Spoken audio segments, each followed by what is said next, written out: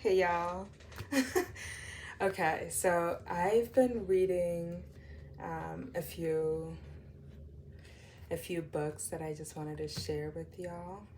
They've been quite healing for me, um, and I just wanted to suggest them for anyone out there who isn't able to afford therapy but still wants to improve on their personal relationships, and just, I guess, grow and evolve into oneself.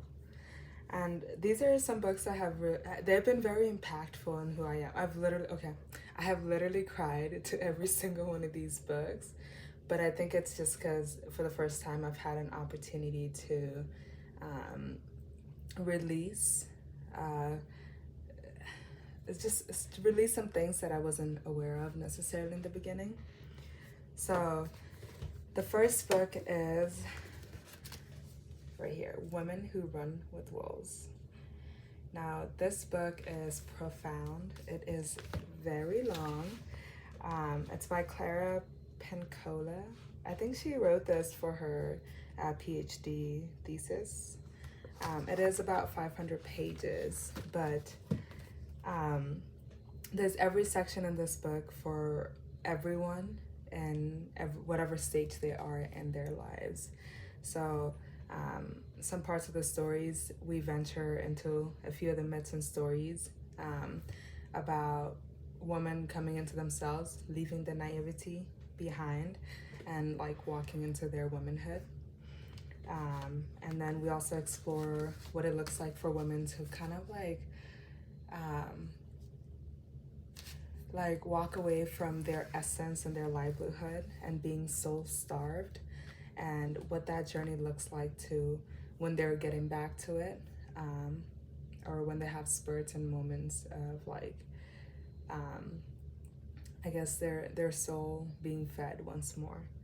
So honestly, anyone can read this book and you take what you need from it. I've been reading this book since last year, and the only reason it's taken me so long is because I'm taking each moment to reflect on what I've read and how it correlates to my life, and kind of just putting it into practice and exercising it. So, the next book, it is called Emotional Sobriety. Now, to be honest, I've had a hard time reading this book, and it's not the book, but it's the emotions that it elicits in me. One thing I'm realizing is I think I may have an avoidant attachment style, and so when things get a bit too much, I kind of like push them away and go into hermit mode. Um, but essentially, this book is from relationship trauma to resilience and balance. And so, yeah, um, here's something. Here's something.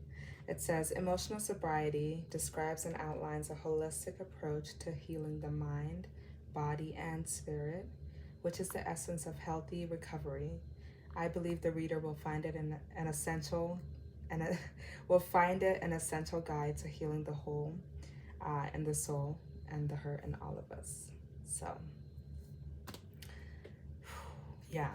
Again, these are some great fundamentals if you are unable to access therapy or just are uncomfortable with processing um, your traumas with another person, you know? It's a great way to start. Now, this is a book I recently got. I was listening to the Being Well podcast by Forrest Hansen, um, accompanied with Dr. Rick, his father, and Richard. And they were talking about the IFS model, so internal family systems. And it was like an hour-long podcast, but I had it on repeat for about 3 hours. And every time I'd listen to it, it was I received something different from it each time. And so um, he, Richard or Dick, he mentioned his book, You Are the One You've Been Waiting For, after he was asked a question by Forrest Hansen. And I literally ran to Amazon and ordered this book. And I've had it for 3 days now, but I've been reading it and rereading it and putting each exercise into practice. And it's been I have a long way to go, but I'm glad I have begun. You know what I mean? So this is called You Are the One You've Been Waiting For, Applying the Internal Family Systems to Intimate Relationships.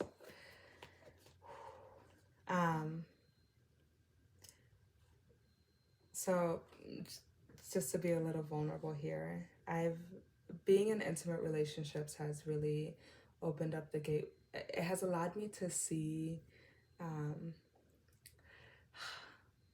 let's reel it back in. Okay. Intimate relationships really trigger me because there are things your partners do that elicit certain behaviors out of you that seem so unreasonable. But when you take the time to explore those emotions, it really, I don't know. I just feel like in the intimate relationships I've had a lot of toxic behavior